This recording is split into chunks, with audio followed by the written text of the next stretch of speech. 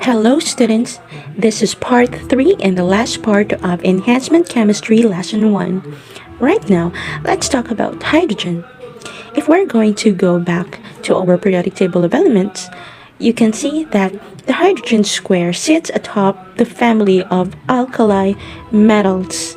So alkali metals such as Li, Na, K, Rb, Cs, and Fr. However, hydrogen do not belong to alkali metals family. So where does it belong? It belongs to the non-metal family such as boron, carbon, nitrogen, oxygen, Si, P, S, As, Se, and Te. Okay, so I just want you to go back to your periodic table and check on that. Hydrogen is actually a gas at room temperature. It is diatomic and a reactive gas. It has one proton and one electron in its one and only energy level. Hydrogen only needs one electron to fill up its valence electron. Now, what are alkali metals? The alkali family is found in the first column of the periodic table. But what is their characteristics or properties? But before that, let me mention once again the members of alkali metals. Okay, if you're going to check your periodic table, you will see lithium, Li sodium, Na potassium, K rubidium Rb, and cesium Cs, and francium Fr. This group lies in the S block of the periodic table, as all alkali metals have their outermost electron in an S orbital. The alkali metals provide the best examples of group trends in properties in the periodic table, with the elements exhibiting similar properties. Okay, in addition, atoms of the alkali metals have a single electron in their outermost level, and in other words, they have one valence electron. They are shiny, they have the consistency of clay, and can be easily cut with a knife. So, alkali metals react violently with water, halogens, and acids. The reactions release surprising amounts of heat and light. So this means alkali metals are the most reactive, or they are very reactive. So if you're going to combine them with water, they will react violently. Alkali metals are never found as free elements in nature. They are always bonded with another element. Now, what does it mean to be reactive? Okay? So, we will be describing elements according to their reactivity. Elements that are reactive bond easily with other elements to make compound. So in chemistry, reactivity is a measure of how readily a substance undergoes a chemical reaction. The reaction can involve the substance on its own or with other atoms or compounds, generally accompanied by a release of energy. The most reactive elements and compounds may ignite spontaneously or explosively. So just like alkali metals, since they are very reactive, they might ignite spontaneously or explosively. They generally burn in water as well as the oxygen in the air. Reactivity of an element is dependent upon the temperature. Increasing temperature increases the energy available for a chemical reaction, usually making it more likely. Okay? So what makes an element reactive? All atoms, except hydrogen, want to have 8 electrons in their very outermost energy level, or that is what we call the rule of octet. Atoms bond until this level is complete. Atoms with few valence electrons lose them during bonding. Atoms with 6, 7, or 8 valence electrons gains electron during bonding.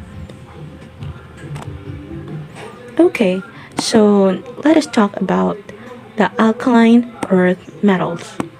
They are never found uncombined in nature. They have 2 valence electrons. And the alkaline earth metals includes nutrients like magnesium, calcium, and among others. So in alkali metals, okay, they only have one valence electron. For the alkaline earth metals, they have two valence electrons. But who are the members of the alkaline earth metals? Okay, the members are beryllium, magnesium, calcium, strontium, barium, and radium. So what are the similar properties of alkaline earth metals? Alkaline earth metals share many properties, including they are silvery, shiny, and relatively soft metals. Okay, what else? They are fairly reactive under standard conditions.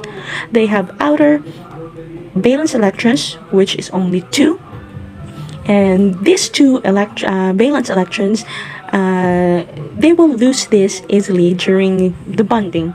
Okay, and then they all occur in nature but are only found in compounds and minerals, not in their elemental forms. They react with halogens to form compounds called halides. All of them except beryllium react strongly with water. They tend to form ionic bonds except for beryllium, which forms covalent bond. And later on we will tackle about ionic bonding and covalent bonding in the next lesson. Okay, so let us proceed to transition metals. Transition metals or elements include those elements in the B families or the boron families. These are the metals you are probably most familiar, such as copper, tin, zinc, iron, nickel, gold, and silver.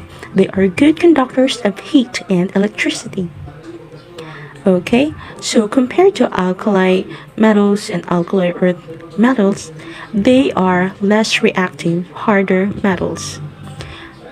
Transition metals includes metals used in jewelry and constructions. Now, in addition, the transition metals are the metallic elements that serve as a bridge or a transition between the two sides of the table. Okay, so from the lanthanides and the actinides found at the bottom of the periodic table, so if you will check it, you will have two rows. Okay, so under the S block, P block, and D block, so the F block, so that is the lanthanides and the actinides found at the bottom of the table, are sometimes known as the inner transition metals because they have atomic numbers that fall between the first and the second elements in the last two rows of the transition metals. Transition metals are the compounds of the compounds of transition metals are usually brightly colored and are often used to color paints. Transition metals have one or two valence electrons, which they lose when they form bonds with other atoms. Some transition metals can lose electrons in their next two outermost levels. Transition elements have properties similar to one another and to other metals, but their properties do not fit in with those of any other family. Many transition metals combine chemically with oxygen to form compounds called oxides. So now you know, oxides are those that are combined with oxygen. So that's why they are called oxides. Okay, let's proceed to the boron family. So the boron family is named after the first element in the family. Atoms in this family have three valence electrons. So you can see the color red column in there. Okay, that is your boron family, and they have three valent electrons. This family includes a metalloid called boron, and the rest are metals. So what do you mean by metalloids? It is in between metals and non-metals. Aluminum metal was once rare and expensive. Now, the most abundant metal in the Earth's crust is sometimes considered a disposable metal. Okay, then we also have silicon and germanium. They are important semiconductors used in our computers. Now, let's have the nitrogen family, so the one that is colored yellow-green column in the periodic table. The nitrogen family is named after the element that makes up 78% of our atmosphere. This family includes nonmetals, metalloids, and metals. Atoms in the nitrogen family have 5 valence electrons. They tend to share electrons when they bond. Other elements in this family are phosphorus, arsenic, antimony, and bismuth. Oxygen, okay, the one that is shaded dark blue column. Atoms of this family have 6 valence electrons. Most elements in this family share electrons when forming compounds. Oxygen is the most abundant element in the Earth's crust. It is extremely active and combines with almost all elements. And remember, compounds combining with oxygen, they will form oxides. So please remember that one. Compounds combining with oxygen will form oxides. So let me just review a little bit. For the alkaline metals, they contain a single electron in their outermost level, or they only have one valence electron. While the alkaline earth metals, they have 2 valence electrons. Now, for the transition metals, they have 1 or 2 valence electrons, which they lose when they form bonds with other atoms. Now, next to transition metals, we have the boron family. Boron family have 3 valence electrons. For the nitrogen family, they have the 5 valence electrons. And for the oxygen family, they have 6 valence electrons. For the halogen family, okay, the elements in the family are fluorine, chlorine, bromine, iodine, and astatine. So halogens have 7 valence electrons, which explains why they are the most active non-metal. They are never found free in nature, okay? So remember, this halogen family are non-metals, and they contain 7 valence electrons.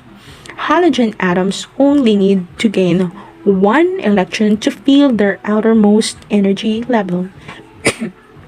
So later on in the next lessons, I will teach you how to compute for the valence electron by using the Bohr model of an atom. So that will be later on.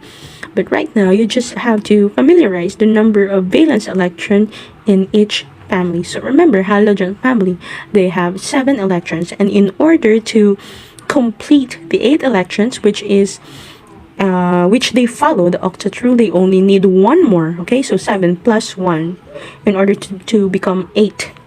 Okay. So this halogen family react with alkali metals to form salts. For example, we have Cl or chlorine. Chlorine, okay, is combined with Na. So Na is an alkali metal. So Na plus Cl will form NaCl. So NaCl is salt. Next, we have the noble gases. Noble gases are colorless gases that are extremely unreactive. What makes them extremely unreactive? It's because their outermost energy level is full. They have a full valence electron shell, which means they have 8 valence electrons. And because they have a full valence shell, they do not readily combine with other elements to form compounds. So these noble gases are also called inert. The family of noble gases includes helium, neon, argon, krypton, xenon, and radon. All the noble gases are found in small amounts in the Earth's atmosphere. So look at this example, neon. Neon is a chemical element which is actually an inert gas, or that's what you call a noble gas. So it belongs to the group in the last column of the periodic table, used in electric signs and fluorescent lamps. Now we have the rare earth metals. So the rare earth metals are in the F block of our periodic table blocks, right? So they are composed of the lanthanide and actinide series. So the 30 rare earth elements are composed of this one, the lanthanide and the actinide series. One element of the lanthanide series and most of the elements in the actinide series are called transuranium, which means synthetic or man-made. Uranium is actually used in atomic bomb. Alright, so that is the last part of our discussion and the end of lesson 1. I hope you have learned a lot. Now that we're done with the introduction to chemistry, you will be required to do the learning activity 1 and take the first practice assessment to be posted later on. You can do it. And please stay determined, study hard, and just enjoy learning. Good luck, dear students. And thank you so much for taking your time and listening to our discussion. Bye!